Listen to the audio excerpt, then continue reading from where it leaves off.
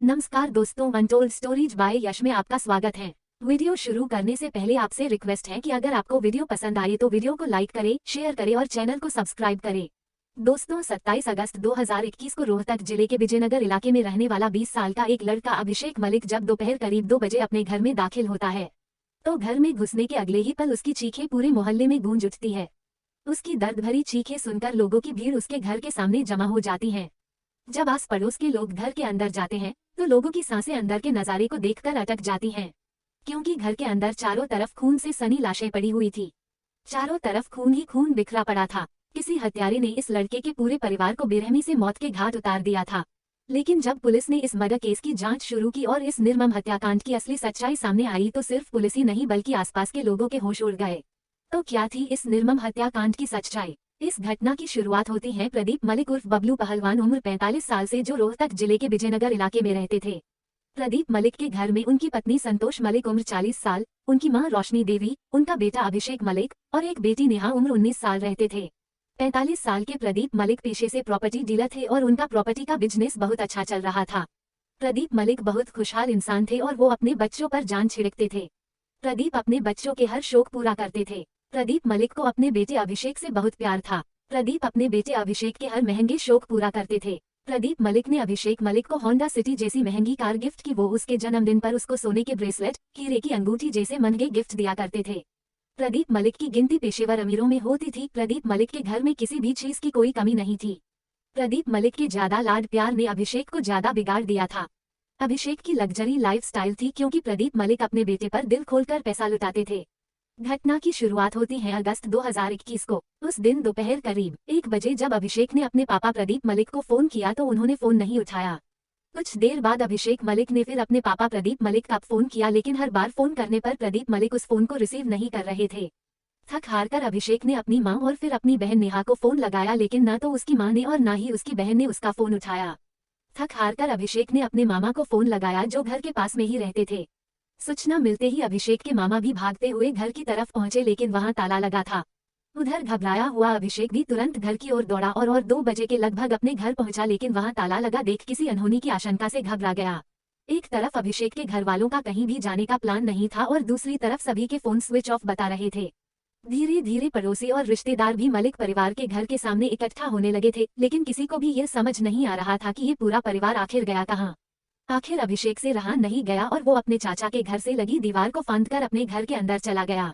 लगभग 2 मिनट बाद ही अभिषेक चीखता चिल्लाता हुआ घर से बाहर की ओर दौड़ता हुआ आया।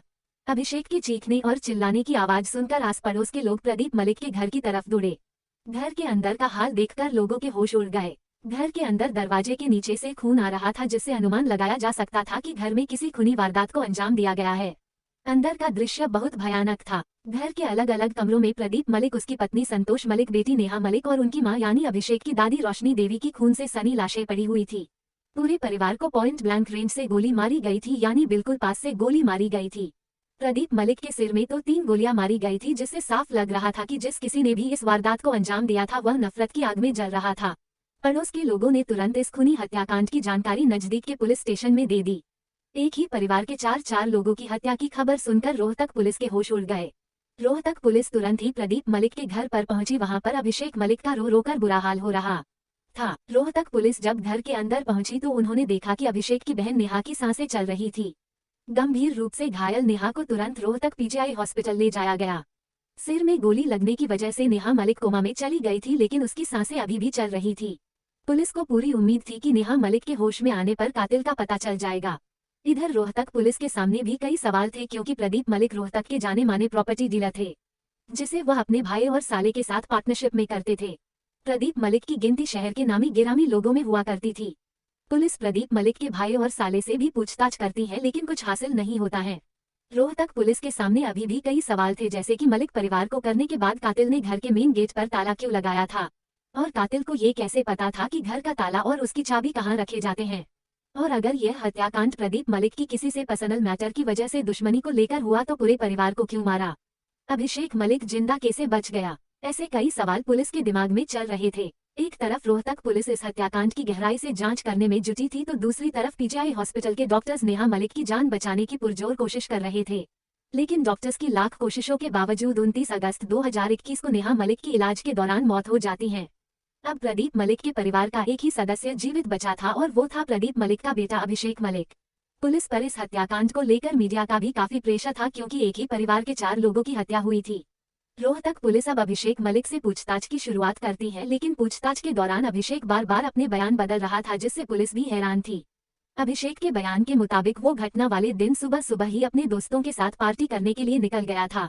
लेकिन अभिषेक अपने हर बयान में घर से जाने का और आने का समय अलग अलग बता रहा था।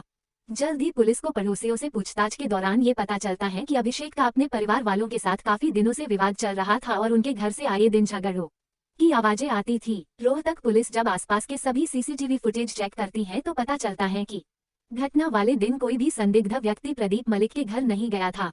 इससे यही साबित हुआ कि कातिल कोई घर का ही व्यक्ति था और घर में केवल अभिषेक ही जीवित बचा था, जिससे पुलिस को अब अभिषेक पर ही गहरा शक होने लगा था। रोहतक पुलिस ने अब अभिषेक को कस्टडी में लेकर कड़ाई से पूछताछ शुरू की तो अभिषेक अपना बयान बार बार बदलने लगा। आखिर में अभिषेक पुलिस की सख्ती के आगे टूट गया और उसने अपना गुनाह कबूल कर लिया। अभिषेक ने पुलिस को जो बताया उसे सुनकर पुलिस के होश उड़ गए। पुलिस भी उसकी कहानी सुनकर हैरान थी। अभिषेक ने पुलिस को बताया कि उसने अपने समलैंगिक दोस्त कार्तिक के प्यार में पड़कर अपने परिवार के लोगों की हत्याएं की हैं। अभिषेक समलैंगिक था, उसके अपने ही एक दोस्त कार्तिक के साथ शारीरिक संबंध थे जिसके प्यार में अभिषेक मलिक पागल था। कार्तिक का अपने दोस्त अभिषेक के घर पर काफी आना जाना था। दोनों काफी साथ में रहते थे। दोनों गाड़ियों में घूमते और मौज मस्ती करते थे। कार्तिक का सारा खर्चा भी अभिषेक ही उठाता था। अभिषेक और कार्तिक के संबंधों की बात जब अभिषेक की बहन नेहा को मालूम पड़ती है तो ये बात घर के और लोगों तक भी पहुंचती है। प्रदीप मलिक को जब दोनों के संबंधों की बात पता चली तो अभिषेक और उसके घर वालों के बीच झगड़े होने लगे, जिसके बाद कार्तिक को उनके घर आना बंद हो गया। अभिषेक अपने दोस्त कार्तिक के प्यार में इस कदर पागल था कि वह अपने परिवार वालों से जेंडर असाइनमेंट सर्जरी यानी लड़के से लड़की बनने को लेकर की जाने वाली सर्जरी की जिद करने लगा। अभिषेक अपने पापा प्रदीप मलिक से जेंडर असाइनमेंट सर्जरी के लिए 5 लाख रुपयों की डिमांड करने लगा। इस कारण घर में झगड़े और बढ़ने लगे। प्रदीप मलिक ने अपने बेटे अभिषेक को धमकी दी थी कि अगर वो जेंडर असाइनमेंट सर्जरी करवाएगा तो वो अपनी सारी प्रॉपर्टी अपनी बेटी नेहा के नाम कर देंगे। अभिषेक न तो अपने प्यार को खोना चाहता था और न ही वह अपने पिता की प्रॉपर्टी से हाथ धोना चाहता था, इसलिए उसने अपने पूरे परिवार को मौत के घाट उतारने की ठान ली। हत्या से एक दिन पहले भी अभिषेक अपने पार्टनर के साथ एक होटल में रुका था और उसी दौरान उसने अपने घर की 2 बार रेकी भी की थी। आखिर 27 अगस्त को अभिषेक को इस घटना को अंजाम देने का मौका मिला। 27 अगस्त को अभिषेक सुबह सुबह ही घर से निकल गया और फिर लगभग 11 बजे चुपचाप वापस अपने घर पहुंचा। अभिषेक सबसे पहले चुपचाप अपने पापा के कमरे में जाकर उनकी लोडेड पिस्टल लेकर ऊपर वाले कमरे में चला गया। वहां उसकी बहन नेहा सो रही थी। अभिषेक ने अपनी बहन नेहा का मुंह तकिए से ढककर पिस्टल उसकी कनपटी से लगाकर ट्रिगर दबा दिया। नेहा के सर से बेहिसाब खून बहने लगा। इसके बाद अभिषेक ने अपनी नानी को मारा, फिर आवाज देकर अपनी मां को ऊपर बुलाया और मां को भी गोली से मार दिया। फिर भागते हुए अपने पापा के कमरे में पहुंचा जहां उसके पापा प्रदीप मलिक पलंग पर लेटे हुए किसी से बात कर रहे थे। अभिषेक ने अपने पापा की कनपटी से पिस्टल सटाकर 3 गोलियां चला दी और प्रदीप मलिक की भी मौके पर ही मौत हो गई। इसके बाद अभिषेक ने उनके हाथ से उनका 11 तोला सोने का कड़ा निकाल लिया और कमरे को बाहर से लॉक कर दिया। फिर अभिषेक ने अपने घर से सारे गहने और पैसे बटोरे और घर को बाहर से लॉक करके चुपचाप वहां से चला गया। घटना से करीब 4 साल पहले जब अभिषेक कैबिन क्रू का कोर्स करने के लिए दिल्ली गया था तो वहां पर अभिषेक की मुलाकात कार्तिक से हुई थी। वहीं पर उन दोनों के बीच शारीरिक संबंध बने थे और फिर अभिषेक और कार्तिक में प्यार हो गया और करीब 1 महीने पहले ही उन दोनों ने शादी करने का फैसला किया, जिसके लिए अभिषेक अपना जेंडर यानी लिंग परिवर्तन करवाना चाहता था। 25 अगस्त अभिषेक ने अपने प्रेमी कार्तिक को रोहतक बुलाया और फिर दोनों वहां एक होटल में रुके थे और इसी दौरान अभिषेक ने अपने घर की रेकी भी की थी, लेकिन उसे हत्या करने का मौका 27 अगस्त 2021 को मिला।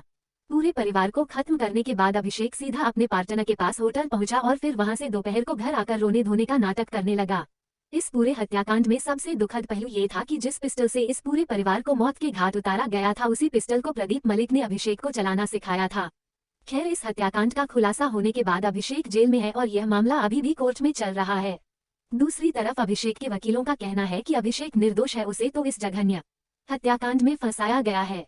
खैर, अभिषेक मलिक ने कोर्ट से सीबीआई जांच की। अभिषेक का कहना था कि अगर इस केस की जांच सीबीआई करेगी तभी इस पूरे मामले का खुलासा होगा। अगर आपको हमारी यह कहानी पसंद आए तो प्लीज वीडियो को लाइक करें और चैनल को सब्सक्राइब करें।